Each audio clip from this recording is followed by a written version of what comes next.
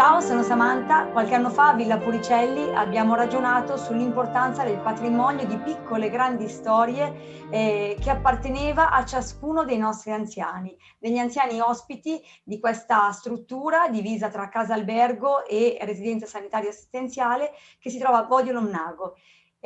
Insieme all'equipe di animazione, ai volontari, ai colleghi, ai parenti abbiamo raccolto circa un'ottantina di storie e sono state inserite nel loro contesto storico, culturale, di tradizioni e di vita di persone.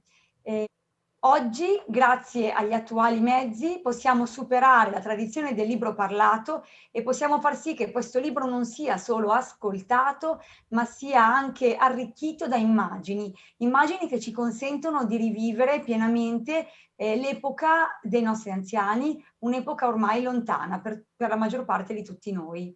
Lo scopo ultimo di questo libro è lasciare un patrimonio ai giovani, un patrimonio che non merita di essere perduto e tantomeno dimenticato. Noi nel redigere questo libro ci siamo entusiasmati e ci siamo emozionati molto. Siamo sicuri che la stessa emozione la proverete voi nell'ascoltare queste storie.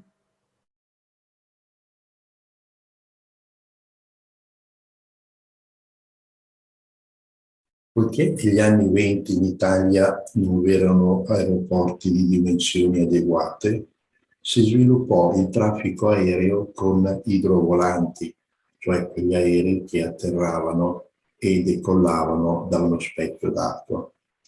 A Milano fu realizzato, vicino a Linate, l'idroscalo, che oggi verrà utilizzato per attività ricreative e sportive. E questo è l'aeroporto citato dall'amica Licia, forse un segno del destino, perché avrebbe poi successivamente nella sua lunga vita viaggiato molto in aereo, soprattutto nelle Americhe del Nord e del Sud. E questo ricordo la riempie ancora di grande soddisfazione. Mio padre era un macchinista delle Ferrovie dello Stato. Io ero direttrice dell'ufficio postale di Pioltello. Da giovane andavo all'idroscalo e mi piaceva nuotare, andare in bicicletta, più che ballare. Ero anche brava a dipingere. Con mio fratello giocavamo sulle scale e ci raccontavamo tante storie. Tutte le tende di casa mia sono ricamate da me. Ho imparato dalla mia nonna toscana. Mio marito l'ho conosciuto a Milano, in una pasticceria frequentata da toscani. Poi ho viaggiato molto, America del Nord e America del Sud. Sono molto orgogliosa di tutto quello che ho fatto.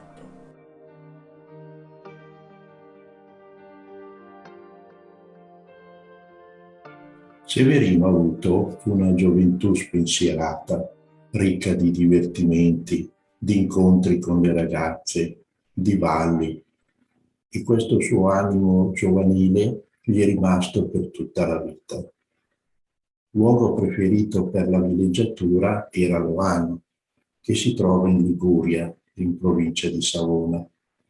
La cittadina è protetta alle spalle da una cerchia di monti che ne favorisce un microclima molto gradevole, per cui fin dai tempi dei Doria è sempre stata una stazione turistica molto ricercata, allora come oggi. Ho avuto un'infanzia felice. Da giovanotto il mio divertimento era corteggiare le donne e fare l'amore. Quando mi sono sposato andavo in vacanza al mare, a Loano. Mi piaceva la musica e anche andare a ballare e andare in bicicletta.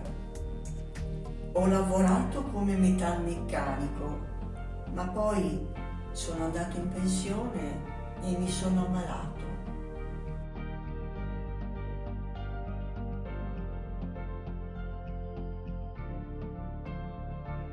Gli incidenti sul lavoro, nonostante le numerose leggi sulla sicurezza, sono ancora oggi un problema enorme.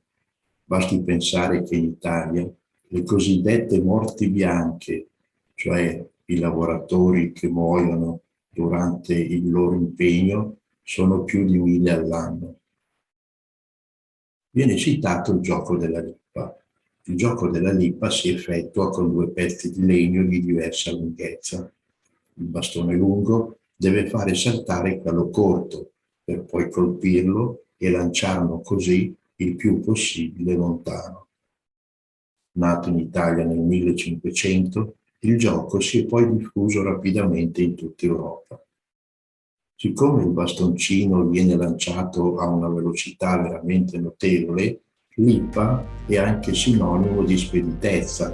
Infatti si usa dire andare veloce come una lippa. Il mio primo amore è stato anche l'ultimo. Un ragazzo bellissimo. Si presentava la mattina cantando una canzone perché mio padre la sera non lo faceva entrare. Mio padre era severissimo, era un generale. Bastava che mi guardasse con lo sguardo cupo, alzando un dito della mano, per farmi scappare via impaurita. Dopo 3 anni di fidanzamento mi sono sposata, ma mentre mio marito andò a lavorare al nord, io rimasi giù in Basilicata a lavorare i campi per mandare avanti la famiglia, perché erano nati dei figli.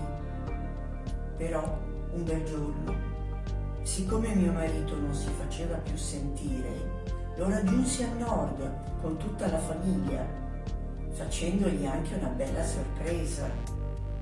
Mio marito faceva il muratore e un brutto giorno, aveva solo 50 anni, morì travolto da un muro in costruzione. Da bambina giocavamo ai bastoni, uno tra le mani picchiettandolo su un altro a terra per farlo saltare. A nord ho fatto la bidella in varie scuole. A me piaceva molto anche cucinare, specialmente la pasta fatta in casa. Fusilli,